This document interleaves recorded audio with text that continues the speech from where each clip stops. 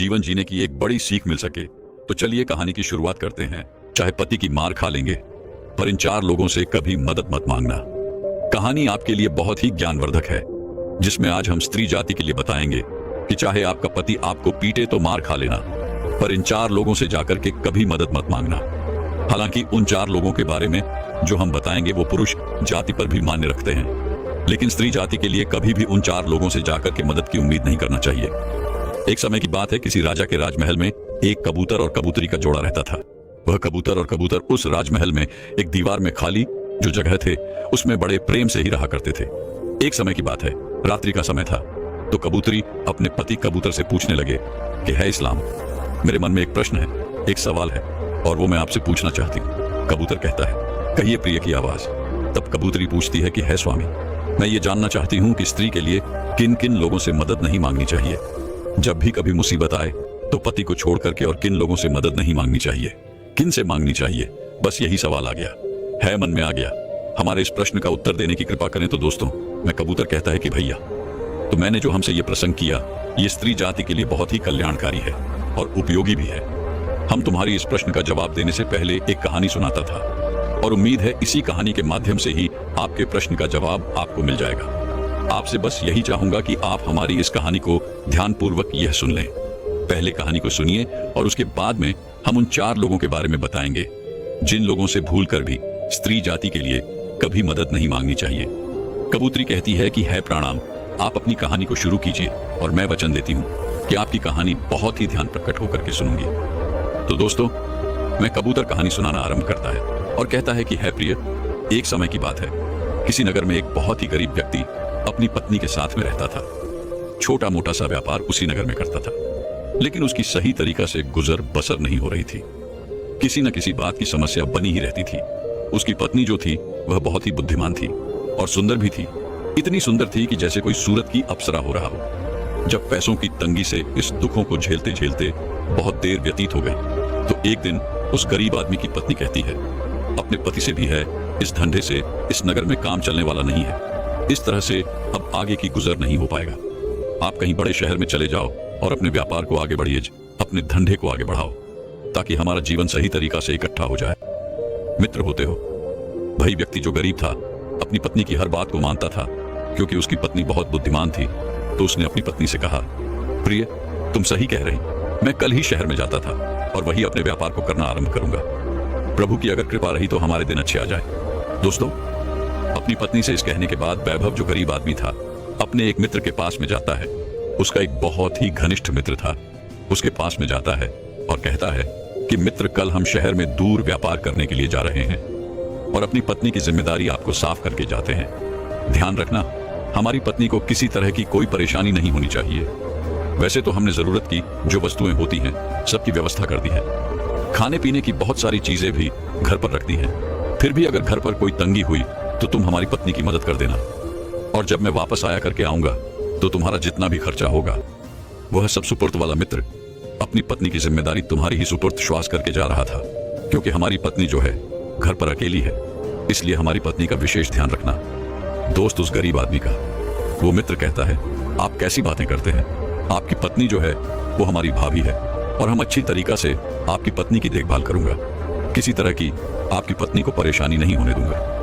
आप निश्चिंत होकर अपना व्यापार करने के लिए शहर में चले जाओ, आपको किसी तरह की चिंता नहीं होनी चाहिए। दोस्तों, वह गरीब आदमी कहता है, मित्र, यही तुमसे हमें उम्मीद थी। मैं जानता था कि तुम अपनी मित्रता को सही तरीका से निभाओ। उसके बाद वह अपने घर पर लौट आता है और सारी बात अपनी पत्नी से समझाता है कि अगर आपको किसी तरह की परेशानी हो तो मैंने अपने मित्र से कह दिया है, आपको किसी तरह की कोई दिक्कत नहीं होगी। रात होती है तो अपनी पत्नी के साथ सो जाता है और जब सवेरा होता है तो दिनचर्या से निवृत्त होकर के अपनी पत्नी से कहता है, अब हमारे लिए कुछ खाने पीने की वस्तु तैयार कर दो, जिससे आगे अगर हमें कहीं भूख लगेगी तो हम कहीं ना कहीं खा लेंगे। दोस्तों, पत्नी जो है वो खाने के लिए भोजन बनाती है, अपने पति को भोजन करा देती है और कुछ भोजन जो था उसको फ्राई कर देती है और अपनी पत्नी से आज्ञा लेने के बाद वह गरीब आदमी व्यापार करने के लिए शहर के लिए चला जाता है। इधर दोस्तों, जो उसका घनिष्ठ मित्र था, जो अपनी पत्नी की जिम्मेदारी अपने मित्र को सुपुर्द करके गया था, वह उस गरीब आदमी के घर आने जाने लगा और अपने मित्र की पत्नी को हर तरह से सांत्वना देने लगा कि आप किसी बातों की कमी नहीं है गई, आपको किसी तरह की परेशानी नहीं होने दूंगा। क्योंकि आप हमारे बहुत ही घनिष्ठ मित्र की पत्नी हैं। इसी तरह से रोज आता था और अपने मित्र की पत्नी से घुल मिल गया। लेकिन वह पतिव्रता स्त्री, जो देखने में बहुत सुंदर थल, वह नहीं जानती थी अपने पति के मित्र के बारे में कि उसका पति का मित्र जो है वह भ्रष्ट है और वह उसके लिए गलत नजर से देख रहा है। इसी तरह से कुछ दिन व्यतीत हो गई। एक दिन उस गरीब आदमी का मित्र जो था अपने मित्र की पत्नी से कहने ही लगा कि आपको ईश्वर ने बड़ा ही प्रोसेसर से बनाया है। आपके समान हमें कोई सुंदर दिखाई नहीं देता। मैं आप पर पूरी तरह से मोहित हो गया और मैं चाहता हूं कि जिस तरीका से आप अपने पति के साथ में रात में सोती थी, रात व्यतीत करती थी, और उसी तरीका से आप हमारे साथ भी रात में। जब उस गरीब आदमी की पत्नी ने यह सुना कि हमारे पति का यह मित्र क्या कह रहा है, तो उसके पैरों के तले जमीन सीखे। उसे क्रोध आ गया और कहने लगी, खबरदार, अगर दोबारा हमारे यहाँ घर पर दी गई तो हमसे बुरा कोई नहीं होगा। तुम्हारी इतनी बड़ी हिम्मत। अरे मैं तुम्हारी एक मित्र की पत्नी हुई और तुम गलत दृष्टि से हमें देख रहे हो, हमारे साथ दुर्व्यवहार करना चाहते हो। अगर दोबारा हमारे घर पर आए तो यह तुम्हारे लिए अच्छा नहीं होगा। दोस्तों, उस गरीब आदमी का मित्र कहने लगा, यदि आप हमारी बात को नहीं मानोगे और जैसा मैं कहता हूं वैसा नहीं करोगे तो आपके लिए हम पूरे नगर में बदनाम करवा देंगे। मैं पतिव्रता स्त्री उस गरीब आदमी की पत्नी कहने लगी, तुझे जो भी चाहे वो कर लेना, लेकिन मैं एक पतिव्रता नहीं हूं।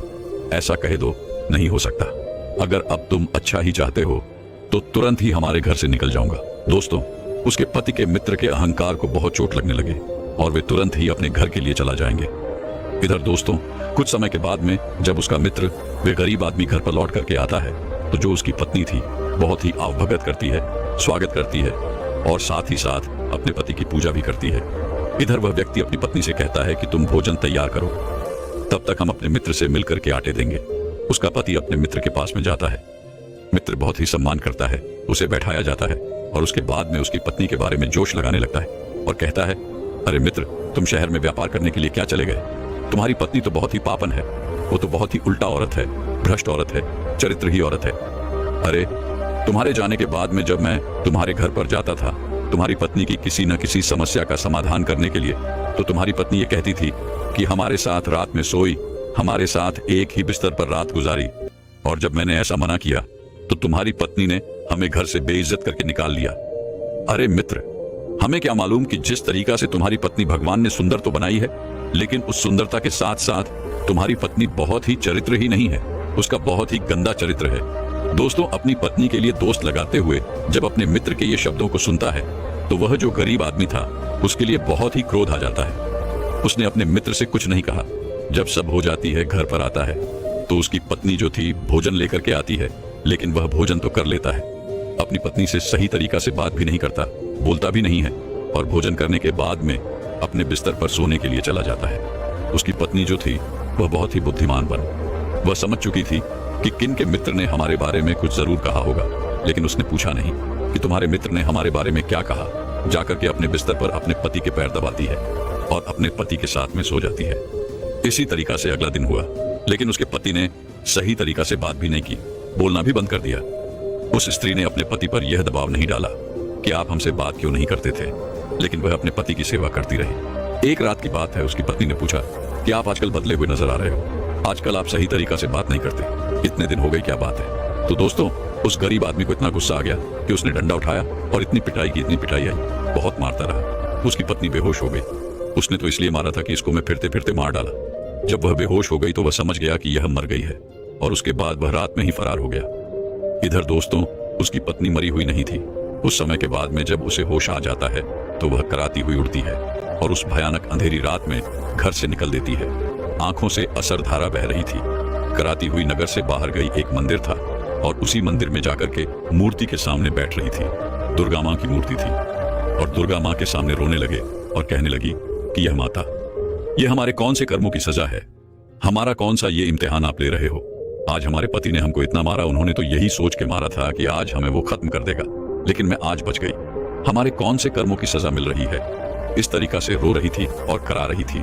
दोस्तों, उसी रात में उतने ही समय एक सज्जन व्यक्ति जो था, जो एक सेठ था, वह अपने नौकरों के साथ में वहीं से गुजर रहा था। जब उसकी कान में किसी स्त्री के कराने की आवाज पहुंचती है तो उसने अपने नौकरों से कहा कि जाओ उस मंदिर में देखो, कोई करा रहा है। तो नौकर भाग करके जाते हैं, देखते हैं कि एक स्त्री देवी माँ की मूर्ति के सामने रो रही है। आकर के सेठ जी से कहा कि कोई स्त्री रो रही है और वह बहुत परेशानी में लग रही है। तब सेठ मंदिर में जाता है और उसे स्त्री से कहता है कि आप चिंता मत कीजिए, यह आपका हाल किसने किया है। दोस्तों, वह कहता है कि आपके लिए कोई मेरी तरफ से परेशानी नहीं होगी, आपके लिए अभी इलाज की जरूरत है। अगर आपको इलाज नहीं मिला तो आप मर सकते हैं, इसीलिए आपके बारे में जो भी मुझे जानना है वो बाद में पूछ लेंगे, पहले आपका इलाज बहुत ही महत्वपूर्ण है। दोस्त, वह व्यक्ति जो सेठ था उस स्त्री को लेता है और उसका इलाज करवाता है। कुछ दिनों के बाद में जब वह पूर्णतः सही हो जाता है, स्वस्थ हो जाती है, तब वह उस स्त्री से सेठ पूछता है कि अब बताइए, आपका हाल ही यह किसने किया, आपके शरीर की दुर्दशा किसने की है, आप कहाँ की रहने वाली हो, कौन हो, मित्र होते हैं।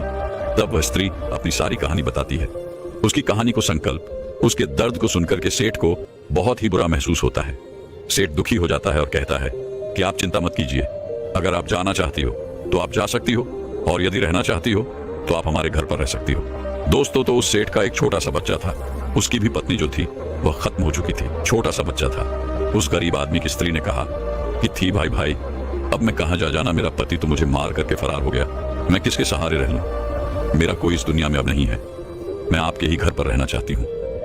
मित्रों, तब मैं सज्जन व्यक्ति कहता है, ठीक है, यदि आप हमारे घर पर रहना चाहती हो तो यह हमारा छोटा सा बच्चा है, हमारी पत्नी मर चुकी है और इसलिए आप हमारे इस बच्चे का पालन पोषण कीजिए, इसको खाली, यही आपकी जिम्मेदारी है और यही आपका काम है, आपको हमारे घर में कोई तकलीफ नहीं होगी। दोस्तों, फिर मैं खुशी खुशी जो स्त्री थी उस सेठ के घर में रहने लगती है और उसके बच्चे की अच्छी तरीका से देखभाल करने लग रही है। इसी तरीका से कुछ दिन व्यतीत हो गए। मित्रों, सज्जन व्यक्ति का जो नौकर था वो उस स्त्री पर मोहित हो गया, क्योंकि मैं इतनी सुंदर नहीं थी। मैं उसे मन ही मन में बहुत चाहने लगा और उससे शारीरिक संबंध बनाना चाहता था। एक दिन की बात है, उस नौकर ने जाकर के उसे स्त्री से कहा था कि देख, यदि आप इस घर में रहोगे तो आपके लिए एक काम करना पड़ेगा। स्त्री ने पूछा, बताइए भाई साहब, क्या करना पड़ेगा। तब मैं नौकर कहता है कि आपके लिए रोजाना रात में हमारे साथ बिस्तर पर सोना पड़ेगा। वो स्त्री कहती है कि वैसे भी मैं बहुत विपत्ति की बारी और आप हमारी सुंदरता पर मोहित हो गए हैं, लेकिन आप जो सोच रहे हैं ऐसा खराब भी जीवन में नहीं हो सकता, क्योंकि मैं अपने पात्रता धर्म को निभाती थी। जो आप सोच रहे हो वे मैं अपने पति के साथ ही कर सकती हूँ, वरना इस दुनिया में कोई ऐसा स्वरस नहीं है जो हमारे शरीर को छू पाए। गया मित्र होते हैं। साफ इनकार जब उसे स्त्री ने कर दिया, तब मैं नौकर कहने लगे, यदि आप हमारी बात को नहीं मानती हो तो आपके लिए हम इस नगर में बदनाम कर देंगे। उस स्त्री ने कहा, आपके मन में जो भी आया वो कीजिए, लेकिन जो आप सोच रहे हो वो हर एक गज नहीं हो सकता। दोस्तों, में दुखी होकर के नौकर वापस चला जाता है। एक शाम की बात है, अंधेरा हो गया था। वह स्त्री ज्योति सेठ के छोटे से बच्चे को गोद में खिला रही थी। इधर काम वासना थोड़े करके वे नौकर जो है तलवार हाथ में लेता है और जाकर उसे स्त्री के गोद से बच्चा उठा लेता है और उसकी गर्दन को तलवार से उड़ा देता है। ये देख करके वह स्त्री घबराती गया और भाग करके वह नौकर सेठ जी के पास में पहुंचा और कहने लगा, सेठ जी, मैं पहले ही सोच रहा था कि ये स्त्री धोखा कर रही है। ये स्त्री विपत्ति की बीमारी नहीं है, ये कोई डायन स्त्री है, कोई पाप स्त्री है। ये देख लिया, आज इसने तुम्हारे छोटे बच्चे सर का तल कर ही दिया गया, तुम्हारे बच्चे को मार दिया गया। दोस्तों, ये जब सुनता है तो मैं सेठ झगड़ा करके भागता है। जाकर के देखा तो बच्चा का सिर अलग बढ़ा हुआ था और उसका धड़ अलग बढ़ा हुआ था। क्रोध में उसे स्त्री से सेठ पूछने लगा कि बताइए, मैंने आपकी इतनी बड़ी मदद की और आपने हमारे बच्चे को ही मार दिया, आपने हमारे साथ ऐसा क्यों किया? मैंने आपको ऐसी कौन सी हार पहुंचाई है, आपको ऐसी कौन सी पीड़ा पहुंचाई है जिससे आपने हमारे बच्चे का कत्ल करके, बच्चे को मार करके बदला लिया है? दोस्तों, मैं स्त्री जो थी बुरी तरह से रो रही थी और मैं अपनी सफाई में कुछ नहीं कहा। उसने कहा कि सेठ जी हमारा दोस्त नहीं है, लेकिन उस सेठ ने अपने नौकर की बात पर विश्वास कर लिया और उस स्त्री की यह बात को सुनकर के विश्वास नहीं किया। न उससे यह पूछा कि बात क्या आया, तुरंत ही उसने कहा कि अब आपके लिए हमारे घर में कोई जगह नहीं है, अब इसी रात में ही आप हमारे घर से निकल जाएंगे। दोस्तों, सेठ ने 10 सोने की मुद्राएं दी और कहा कि ये ले जाओ, आगे तुम्हारे लिए काम आएंगे। तुरंत 10 स्वर्ण मुद्राएं देकर के उस स्त्री को सेठ जी ने अपने घर से बाहर निकाला।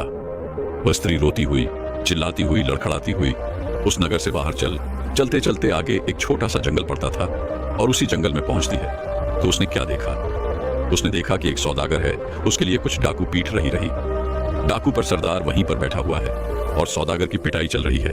सौदागर बुरी तरह से चल रहा है, कह रहा है कि आप हम लोगों को मजबूती कीजिए। इधर दोस्तों, उस स्त्री ने जब सौदागर का दर्द देखा, उसको पिटके हुए देखा, तब मैं उन डाकुओं के पास में जाती है और कहती है कि आपके लिए मैं 10 सोने की मुद्राएं दे दूंगी, लेकिन आप इस सौदागर को छोड़ दीजिए। डाकुओं ने अपने सरदार से कहा कि यह स्त्री 10 सोने की मुद्राएं देना चाहती है और इस सौदागर को छुड़ाना चाहती है। सरदार ने कहा, ठीक है, अब वो 10 स्वर्ण मुद्राएं हमारे लिए दे दो और मैं तुम्हें बचा देता हूँ कि मैं इस सौदागर को छोड़ दूंगा। तो दोस्तों, वह पतिव्रता स्त्री जो गरीब आदमी की पत्नी थी, उसने 10 स्वर्ण मुद्राएं उस डाकुओं के सरदार को दी और उस सौदागर को छोड़ा था। सौदागर जो था उस स्त्री के लिए बहुत बहुत धन्यवाद देने लगा और कहने लगा कि मैं आपका ये एहसान कैसे चुका पाऊंगा। आप कहां की रहने वाली हो और किस तरीका से इतनी रात में क्यों आई नहीं। तब मैं स्त्री अपनी सारी कहानी बताती है। तब वह सौदागर कहता है, आप चिंता मत कीजिए, जिस तरीका से आपने इन डॉकुसियों से मेरी जान बचाई है, डॉकुसियों से मेरी रक्षा की, और इसी तरीका से मैं भी वचन देता हूं ना कि तुम्हारा इस दुनिया में कोई नहीं है। मैं तुम्हारा भाई और मैं तुम्हारी पूरे जीवन भर रक्षा कर रहा था। आप अपना भाई समझ करके हमारे घर चले जाइए। दोस्तों, विपत्ति की बीमारी हुई उस स्त्री ने सौदागर पर भरोसा कर रहा था और मैं सौदागर के साथ साथ चलते चलते आगे एक नदी पड़ी हुई और उस नदी पर नाव थी। उस नाव में तो सवारी बैठी हुई थी। सौदागर और वहीं स्त्री जाकर के उसी नाव में बैठ जाते हैं। इधर दोस्तों, जो नाव में सवार लोग थे वह उस सुंदर स्त्री को घूर घूर करके देखने लगे, क्योंकि वह बहुत सुंदर थी। उस स्त्री ने देखा कि यह हम पर घूर घूर करके देख रहे हैं, कोई ऐसा ना हो कि हम पर कोई गलत नजर डाल दो, इसलिए मैं नाव में एक कोने में जाकर के बैठ गया। इधर एक बड़ा सौदागर था। मैं उस स्त्री की सुंदरता पर मोहित हो गया था। उसने उस छोटे सौदागर से पूछा कि बताइए, आपकी यह कौन लगती है। तब भी सौदागर कहता है, भाई साहब, यह हमारी प्रेमिका लगती है। बड़ा सौदागर कहने लगा, आप इसको बेचना चाहेंगे। तब सौदागर ने कहा, अरे नहीं नहीं नहीं, मेरी निगाहें कहीं बेची जाते हैं। तब बड़े सौदागर ने अपनी झोली से 50 स्वर्ण मुद्राएं महिलाएं 50 सोने की मुद्राएं निकाल करके दिखाता हुआ और कहने लगा कि यदि आप अपनी इस प्रेमिका को हमें बेस्ट दोगे तो यह 50 स्वर्ण मुद्राएं मैं आपको दे दूंगा। मित्रों, छोटा वे सौदागर जो उसने भाई बनकर के उस स्त्री के लिए वचन दिया था कि मैं तुम्हारी रक्षा कर रहा, मैं लोभा में फंस गया, लालच में आ गया। उसने कहा, ठीक है, ये 50 सोने की मुद्राएं हमें दे दो, मैं यहां से जाता हूं और हमारी इस प्रेमिका को तुम ले जाना। मैं 50 सोने की मुद्राएं बड़ा सौदागर उस छोटे सौदागर को देता है और उन मुद्दों को लेकर के वह सौदागर तुरंत ही वहां से चुपचाप नाव से उतर करके चला जाता है जाएगा। इधर कुछ देर के बाद में नावेद नाव छोड़ देता है। नाव जब चलने लगती है तो बड़ा सौदागर जो था मैं उस स्त्री के पास में पहुंच जाता है और कहने लगेगा कि चलिए अब हमारे साथ, कि आप अब हमारी गुलाम हैं और आप हमारे साथ चलिए, मेरे पास में बैठे हैं। मैं स्त्री कहने लगी, आपकी गुलाम? अरे मैं आपकी गुलाम कैसे हो सकती हूँ और आपके साथ कैसे चल सकती हूँ। तब उस बड़े सौदागर ने कहा कि तुम्हारा जो भाई प्रेमी था, भाई 50 फ्रेंड मुद्राओं ने तुम्हें बेच लिया। वह स्त्री कहने लगी, हमारा कोई प्रेमी नहीं था। नाव जब चलने लगती है तो बड़ा सौदागर जो था मैं उस स्त्री के पास में पहुंच जाता है और कहने लगेगा कि चलिए अब हमारे साथ, कि आप अब हमारी गुलाम हैं और आप हमारे साथ चलिए, मेरे पास में बैठे हैं। मैं स्त्री कहने लगी, आपकी गुलाम? अरे मैं आपकी गुलाम कैसे हो सकती हूँ और आपके साथ कैसे चल सकती हूँ। तब उस बड़े सौदागर ने कहा कि तुम्हारा जो भाई प्रेमी था, भाई 50 फ्रेंड मुद्राओं ने तुम्हें बेच लिया। वह स्त्री कहने लगी, हमारा कोई प्रेमी नहीं था। जवाब दिया, वह सौदागर कौन था तेरा? तब मैं कहने लगी, वह तो मेरा भाई लगता था, जिसने हमारी रक्षा करने के लिए मुझे वचन दिया था, जिसकी मैंने डाकू से जान बचाई जाए। मैं बड़ा सौदागर कहने लगा, नहीं, वह तेरा भाई नहीं हो सकता, वह तो तेरा प्रेम ही था। उसने कहा था कि तू उसकी प्रेम का है और इसलिए मैं 50 आर्ण मुद्राएं हमसे ले गया है और वो नाव से उतर करके चला गया और तुझे हमारे लिए बेचैन हो जाएगा। आसिफ, तू हमारी गुलाम। मैं स्त्री कहने लगी, नहीं, ऐसा नहीं उस इंसान, तुम झूठ बोलते हो। दोस्तों, तब मैं बड़ा सरदाकर कहने लगा, अगर तुझे विश्वास नहीं है तो इस नाव में जितने भी लोग सब आ रहे हैं इनसे पूछ लो। उन लोगों ने सबने कह दिया कि ये बड़ा सौदा अगर सही कहता है। तेरे उस प्रेमी ने मेरे सामने इससे 50 थोड़ा मुद्राएं हुई और तुझे बेच दिया गया। दोस्तों, ये सुनकर के उस पतिव्रता स्त्री के पैरों के तले जमीन खिसका। उसने फिर ईश्वर से ध्यान लगाया और कहने लगी कि हे प्रभु, अब तेरे सेवा हमारे धर्म की कोई रक्षा नहीं कर सकता। मैं कहां तक अपने धर्म की रक्षा करता था। जहां भी जाती हूं सब हमारी सुंदरता को देख करके हमारे धर्म को लूटने के लिए तैयार हो जाते हैं। हमारे पथवृत्त धर्म को भंग करने के लिए उतावले हो जाता है। बिल्कुल, आज हमें इस दर्रे से तू बचा जाता, तेरे अलावा हमें कोई बचा नहीं सकता, और नहीं तो आज हमारा पतिव्रत धर्म नष्ट हो जाएगा, नष्ट हो जाएगा। दोस्तों, उसने जब ईश्वर से यह विनती की तो उसकी विनती कोई सर ने सुन लिया। क्या होता है कि एक ऐसी पानी की लहर आती है और उसी पानी की लहर में वो ना जो थी पलट रही है। सारे लोग डूब बने। दोस्तों, जब नाव पलट रही थी तो उस समय एक राजा वहां घूमने के लिए आया था, शिकार खेलने के लिए आया। उसने नाव पर पड़ते हुए देख लिया तो उसने अपने सैनिकों को आदेश दिया कि जाओ, यह नाव पलट गई है और इसमें जो डूबने वाले लोग हैं उनकी रक्षा करता। सैनिक उसी जल में कूद जाते हैं लेकिन कोई नहीं उनके लिए मिला। भाई स्त्री मिल जाता, उस स्त्री को निकाल करके बाहर ले आते हैं। राजा उस स्त्री को लेकर के अपने घर चला आता है और उससे पूछता है कि आप इस तरीका से इस नाम में कैसे आया? आप बहुत ही दुखी मालूम पड़ती हो, क्या बाधा, कौन हुआ होगा? तो दोस्तों मैं स्त्री अपनी सारी कहानी सुनाता है और कहती है कि इस तरीका से हमें एक सौदा करने दे दिया है। मैंने ईश्वर से प्रार्थना की कि आज हमारे धर्म की रक्षा कर ले, तो ईश्वर ने हमारी पुकार को सुन लिया और इसी तरीका से वह नाम पलट गई और उसमें कोई नहीं बचा, केवल हमें आपको मिल गई। मित्र उस राजा ने कहा, ठीक है, आप चिंता मत करिए, आज के बाद आप हमारे यहाँ हो। दोस्तों में राजा भी उस पर मोहित हो गया। उसने कहा कि मैं आपको पत्नी बनाना चाहता था। तब स्त्री कहने लगी, राजा साहब ऐसा नहीं हो सकता था, मैं एक पति बर्ताव हिस्ट्री हुई हूँ और हमारा पति मुझे छोड़ करके मार करके चला गया, तो ऐसा नहीं हो सकता कि मैं किसी दूसरे से भी भागा था। जब परमात्मा ने मेरी धर्म की रक्षा की तो आप भी हमारे धर्म की रक्षा कीजिए। आप एक राजा का, और राजा का कर्तव्य होता है कि अपने धर्म की रक्षा करना, दूसरे के लिए धर्म की रक्षा करना, और जिसका कोई ना हो उसकी मदद करता। दोस्तों राजा ने कहा, ठीक है, मैं आपको वचन देता हूँ, आज के बाद आपको हमारे यहाँ कोई तकलीफ नहीं मिली। मित्रों फिर मैं राजा जो है एक महल है उस स्त्री के लिए दे देता है और उसी महल में मैं स्त्री रहने लगने। दोस्तों मैं स्त्री जो थी जब से उस राजा के यहाँ गई थी तब से राजा का सारा काम अच्छा ही होता चला जा रहा था। मैं स्त्री बहुत बुद्धिमान बन, राजा जब भी कोई समस्या में फंसता था तो वह राजा उसी स्त्री के पास में जाता था, अपनी समस्या को रखता था, तुरंत ही उस समस्या का समाधान वह स्त्री कर देती थी। एक मंत्री राजा की समस्या का समाधान नहीं कर पाता, वह स्त्री ही सारी समस्याओं का समाधान करती थी। कहने का तात्पर्य मित्रों यह है कि वह स्त्री जब से राजा के राज्य महल में जाकर के रही थी तब से राजा बहुत ही सुख में जीने लगा और उसके राज्य में बहुत कुछ अच्छा ही हो रहा था। धीरे धीरे समय बीतता गया।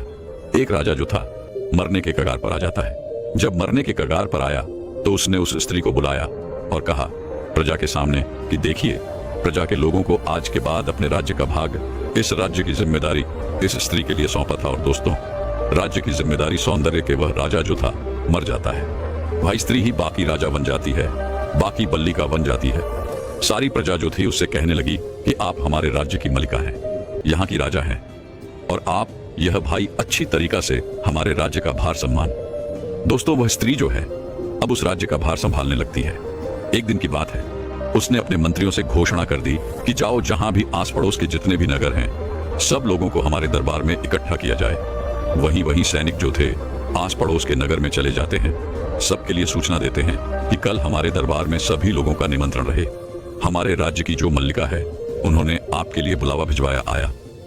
अगला दिन दोस्तों होता है तो आस पड़ोस के जितने भी नगर थे वहां के सभी लोग, स्त्री पुरुष जो थे, उस राज्य की मल्लिका के यहाँ दरबार में पहुंच जाता था। और जब वहां दरबार में पहुंचे तो वहां उसका पति भी था और उसका मित्र भी जाता है, और वह जो सेठ जो था ना, वह सेठ भी वहां जाता है, और वह सौदागर भी वहां पहुंच जाता है जिसने उसको बेचा था।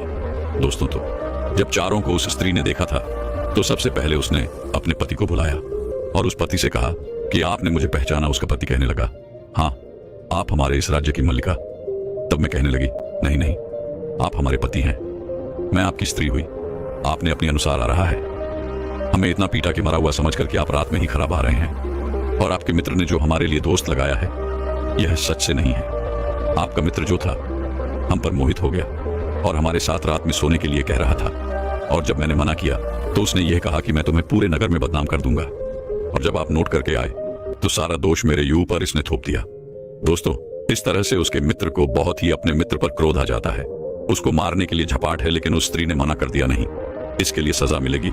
लेकिन इसके लिए क्या सजा मिलेगी आप इंतजार डालना। दोस्तों उसके बाद में उस स्त्री ने उस सेठ के लिए बुलाया और उस नौकर के लिए बुलाया और कहा कि सेठ जी, आपके बच्चे को पता है किसने मारा था? सेठ ने कहा, बताइए किसने मारा था? जवाब दिया, आपका नौकर हमारे साथ सोना चाहता था, और जब मैंने मना कर दिया तब इसने कहा कि मैं तुम्हें नगर में बदनाम कर दूंगा। उस रात जब मैं आपके बच्चे को खिला रही थी तब यह तलवार लेकर के पहुंचा और आपके बच्चे की गर्दन उड़ाना। दोस्तों सेठ के लिए अपने नौकर पर भी गुस्सा आता है। हिस्फोरी रोकती है और कहती है कि इन लोगों के लिए सजा मिलेगी, आप इंतजार करिए, अब मैं समझा जा रहा। उसके बाद में स्त्री जब सौदागर को पहुंचा लेती है तो सौदागर को बुलाती है और कहती है कि पहचाना मुझे? वह कहता है, हाँ, आप इस राज्य की मालिका हैं। जवाब दिया, नहीं नहीं, मैं वही स्त्री हूं जो डाकू आपके लिए पीट रहे थे, उनसे मैंने आपको बचाया था और आपने मुझे वचन दिया था भाई बनकर के कि मैं आपकी रक्षा करूंगा। आपने नाव में एक बड़े सौदागर के लिए मुझे भेज दिया। 50 अर्ण मुद्राएं के लोभ में फंसाया गए। दोस्तों, वह सौदागर जो था नीचे मुंह लटकाए हुए खड़ा था, कुछ बोलने के लायक नहीं था। फिर दोस्त वह कबूतर कहता है, अपनी पत्नी कबूतरी से खिली है प्रिय। वह राज्य की मलिका एक राजा थी, अपने सैनिकों को आदेश देती है और कहती है कि जाओ इन अपराधियों को पकड़ करके आजीवन के लिए कलाकार उसके पति के मित्र के लिए उस सौदागर को पकड़वा करके जेल में हमेशा के लिए डलवा। उसके बाद में मैसेज अपने घर चला आता है। सारे लोग अपने अपने नगर में चले आते हैं और वह पति को उसी राज्य में रख लेती है और खुशी खुशी अपने पति के साथ में जीवन अब जीने लगती है। तो दोस्तों, वह कबूतर कहता है कि है प्रिय, शायद तुम्हारे प्रश्न का जवाब तुम्हें मिला है इस कहानी के द्वारा। कबूतरी ने कहा, स्वामी आपकी कहानी तो बहुत ही अच्छी लगी है। कहानी में बहुत ही मुझे आनंद आया है और मुझे कुछ सीख भी मिली है, लेकिन मैं पूर्णता से नहीं समझ पाई कि भाई 4 लोग कौन से हैं जिनसे कमी मदद की उम्मीद नहीं रखनी चाहिए। तब मैं कबूतर कहता है कि प्रिय आइए मैं आपको बताता हूँ कि मैं 4 लोग कौन से। दोस्तों, कबूतर कहता है कि है यही पहला है, पति का मजा आता था। पति के मित्र पर भी स्त्री के लिए कभी भरोसा नहीं करना चाहिए। हालांकि प्रत्येक मित्र एक जैसे नहीं होते। जो अच्छे होते हैं उनकी मात्रा बहुत ही कुछ है, कम है, और जो बुरे होते हैं उनकी मात्रा बहुत ही अधिक है। इसलिए पति के मित्र पर भी भूल करके भरोसा नहीं करना चाहिए। कभी भी आपके साथ में वो मित्र धोखा कर सकता है और आपके धर्म को भ्रष्ट कर सकता है। कबूतर कहता है दूसरा है कानों का कच्चा जा। जो व्यक्ति कानों का कच्चा जा जाता है उस पर भी कभी मदद नहीं मांगनी चाहिए। वही सेठ जो था कानों का कच्चा जा जाता है। नौकर ने जो कह दिया उसी बात को सेठ ने मान लिया। हालांकि दोस्त उस स्त्री का नहीं मिला, इसलिए है प्रिय भूल कर मिल गया। जो कानों का कच्चा व्यक्ति हो उस पर भी मदद नहीं मांगनी चाहिए, क्योंकि वह भी आपके साथ मदद करने की बजाय आपके साथ धोखा कर सकता है। और दूसरा है विश्वासघाता। विश्वास है पुलिस। जो व्यक्ति विश्वास है, जो व्यक्ति अविश्वास है, उस पर भी भूल करके भरोसा नहीं करना चाहिए, क्योंकि उस सौदागर ने जो विश्वास दिया उसने विश्वास रहा था। जो उसने वचन दिया वह उस स्त्री के साथ में नहीं दिलवा पाया, इसलिए जो विश्वास का पात्र नहीं है। जो विश्वास आती है उससे भी भूल करके मदद नहीं मांगना चाहिए। अगर वो मदद नहीं करेगा ना तो आपके साथ कोई ना कोई विश्वासघात करेगा। कबूतर कहता है कि हे प्रिय, और अंतिम चौथा व्यक्ति भय है लोभी और नाना लोभी। लालची से भी मदद की उम्मीद मत करना, क्योंकि वह सौदागर लोभ में फंसा गया, लालच में फंसा गया और उसने अपनी रक्षा करने वाली स्त्री को देनी है। इसलिए ही जो इंसान लोभी है, लालची है, ऐसे व्यक्ति पर भी कभी मदद मत मांगो। है प्रिय, यही 4 लोग हैं जो हमने इस कहानी के माध्यम से तुम्हें बताई।